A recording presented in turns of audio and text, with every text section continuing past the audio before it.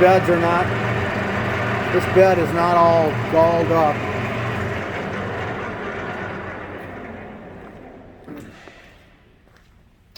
You got your leveling pads there.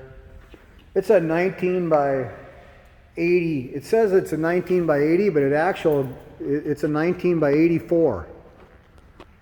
It's got a gap bed. It don't look to me that gap has ever been out of there. The ways are actually really nice. They're not all scored up.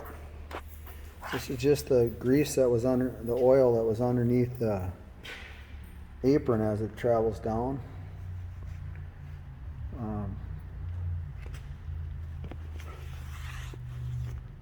There you go.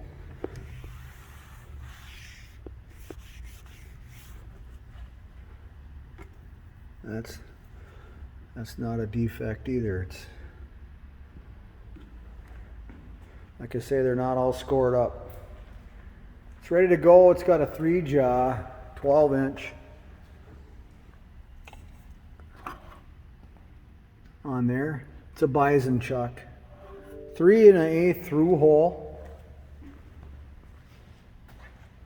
Brand new set of readouts.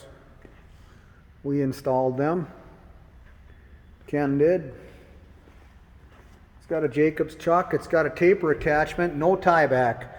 When I say tie back, it's the piece that goes on this rod here and ties back to the way of the lathe. But that can be made. I've seen them made before. Everything else is there. It would be nice if it was there, but it's not. It's got a coolant pump. You want to hit the trigger on it, Ken? There you go. There's no coolant in it, of course. You got a quick change tool post here with one holder.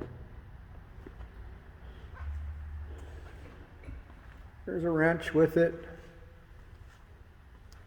Other than that, she's ready to make some chips for you. Thanks for watching.